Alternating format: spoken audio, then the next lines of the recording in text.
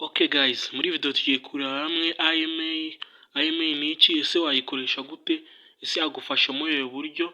Ngiye kwereka uburyo bubiri ushobora kuba wakoresha IMEI muri telefone yawe. Mbere kugira ngo turebe iyo IMEI, hari abantu bashobora kuba batayizi, ariko iyo IMEI biba bivuze ngo International Mobile Equipment Identity. Ubwo iyo IMEI biba bishatse kuvuga ko uramutse uyizi, wenda tuvuge urugero bakubye telefone, ubundi IMEI ni buri nimero izana na telefone yose yakozwe na telefone ibaho itagira IMEI.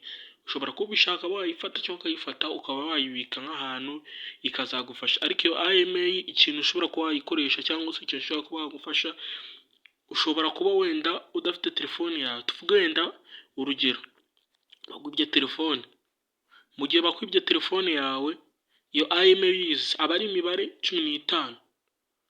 Iyo IMEI rero aba ari imibare 15 izana na telefone, aba ari nimero ya telefone. Byaba byiza ushobora kuba wayifata cyangwa ukayandika ahantu, ariko iyo mibare ikintu gufasha ni uko uramutse udafite telefone yawe, cyangwa tuvuge bakubye telefone, ni uko uwo muntu yibye nk'iyo mibare uramutse uyijyanye nko ku cyicaro runaka cy'iyo telefone, cyangwa akayijyana nko kuri polisi ukababwira IMEI yawe, umuntu wagiye iyo telefone yawe, bivuze ko ntacyo byamumarira, telefone bahita bayifunga.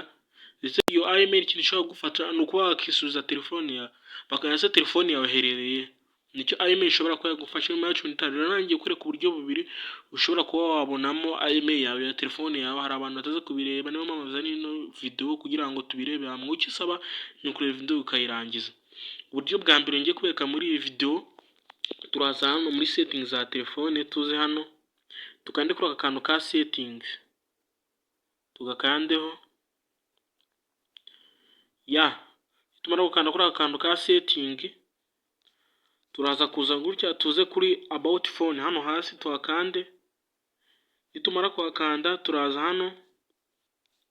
hano muri kubona ko hano handitse IMEI, hano gutya tuhakande. Uri kubona ko dufite IMEI ya mbere, IMEI ya kabiri, izi zose ni IMEI. Tuhakande. Uvuga ngo no mubare ni umuntu agomba kuba azi, uno mubare ni ingenzi ko wawufata kuko wagufasha, kuko ushobora uno mubare uwuzi ushobora wifashisha wahagarara telefone yawe. Ushobora kuba wandika nk'ahantu ukabuzi, dore n'undi byose ni kimwe. Buri telefone ifite ndetse umubare utandukanye. Twongeye tuve muri setting imbere ku buryo bwa kabiri, ushaka wabonamo IMEI yawe. Uraza hano muri call center, wandikemo akanyenyeri urwego 06 urwego. Tayari uri kubona ko batuzaniye IMEI, aba ari imibare 15 guys. Hari IMEI ya mbere, IMEI ya kabiri. Biba byiza ushobora kuhafata umwe, ariko biba byiza iyo ino mibare yose yanditse kari ubwoko butatu, ukaba yandika, kuko bino bishobora gufasha kuba wagarura telefone yawe n'ibindi byo bitanga kuri telefone yawe, no mu gihe telefone yawe n'ibyo imarira. Nimba uri kubona kino video yagufashije, kanda like, nimba ukeneye kuzajya ubona izindi video zacu nyinshi, ukande subscribe, ufungure inzogera kugira ngo video zose zisohoye ntihakagire n'imwe igucika.